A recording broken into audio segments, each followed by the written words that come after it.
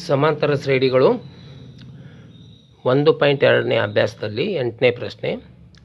50 ಪದಗಳನ್ನು ಹೊಂದಿರುವ ಸಮಾಂತರ ಶ್ರೇಣಿಯ ಮೂರನೇ ಪದ 12 ಮತ್ತು ಕೊನೆಯ ಪದ 106 ಆದರೆ 29ನೇ ಪದ ಕಂಡುಹಿಡಿಯಿರಿ ಎಂಬಂಥ ಪ್ರಶ್ನೆ ಇದೆ.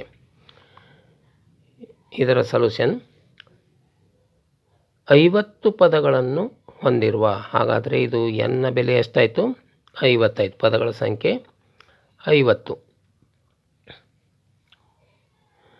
ಮೂರನೇ ಪದ 12 ಅಂದರೆ ಮೂರನೇ ಪದ A3 ಎಷ್ಟಾಯಿತು? 12 ಮತ್ತು ಕೊನೆಯ ಪದ 106. ಕೊನೆಯ ಪದ ಅಂದರೆ AN ಎಷ್ಟು ಆಯಿತು? 106. 29ನೇ ಪದ ಕಂಡುಹಿಡಿಯಿರಿ ಅಂತ ಹೇಳ್ಯಾರ. A29. 29ನೇ ಪದ ಕಂಡುಹಿಡಿಯಬೇಕು. ಈಗ ನಾವು A3 = 12 ಕೊಟ್ಟಿದ್ದಾರೆ. A3 = 12 ಬರ್ಕೊಂಡು ಈ A3ಗೆ AN ಸೂತ್ರವನ್ನು ಅಪ್ಲೈ ಮಾಡಬೇಕು.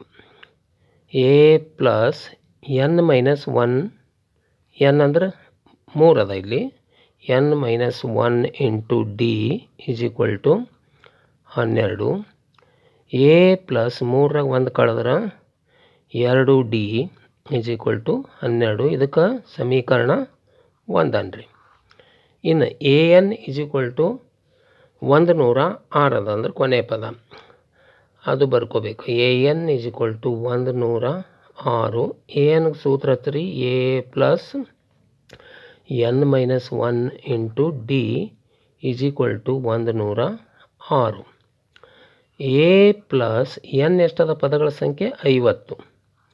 50 - 1 × D = 106. A ಪ್ಲಸ್ 50ರಾಗ 1 ಕಳೆದ್ರೆ 49. D = 106.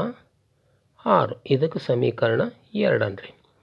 ಈಗ 2 - 1 ಸಮೀಕರಣ 2ರಲ್ಲಿ ಸಮೀಕರಣ 1ಅನ್ನು ಕಳೆಯಬೇಕು. ಸಮೀಕರಣ 2 ಮೈನಸ್ ಸಮೀಕರಣ 1. ಸಮೀಕರಣ 2 ಏನದ ಇಲ್ಲಿ? A plus 49D = 106. ಸಮೀಕರಣ 1 ಕಳಿಬೇಕು. ಇದ್ರ ಕೆಳಗೆ ಬರ್ಕೋರಿ. A plus 2D = 12. ಇದು ಕಳೆದಾಗ ಇದು ಮೈನಸ್ ಆಗ್ತದೆ. ಎದಾಗ A ಕಳೆದ್ರೆ 0. 49ರಾಗ 2 ಕಳೆದ್ರೆ 47D.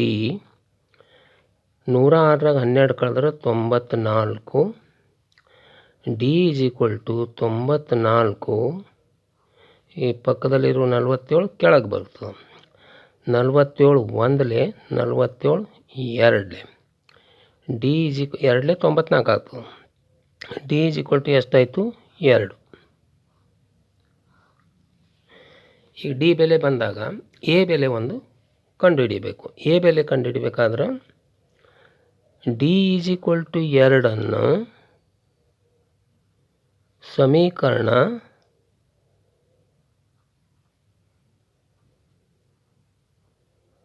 1ರಲ್ಲಿ ಆದೇಶಿಸಿ.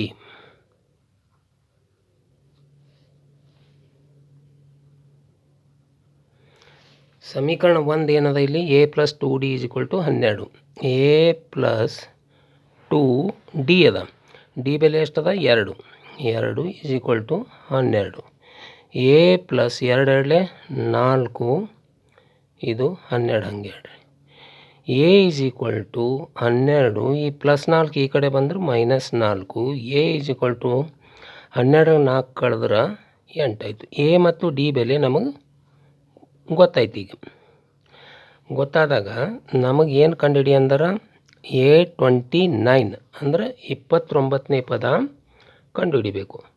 A29ನೇ ಪದ ಕಂಡುಹಿಡಿಯಿರಿ ಎಂಬಂಥ ಪ್ರಶ್ನೆ ಅದ. A29 = ಇದಕ್ಕೆ ಸೂತ್ರ ಅಪ್ಲೈ ಮಾಡಿರಿ. A plus N - 1 × D. N ಅಂದರೆ 29 - 1 × D. ಈ A ಮತ್ತು D ಬೆಲೆ ನಾವು ಕಂಡುಹಿಡಿದೀವಿ ಆಲ್ರೆಡಿ. ಇಲ್ಲಿ ಎ ಮತ್ತು ಡಿ ಬೆಲೆಯನ್ನು ಆದೇಶಿಸಬೇಕು. ಎ ಬೆಲೆ ಎಷ್ಟದ? 8 ಅದ.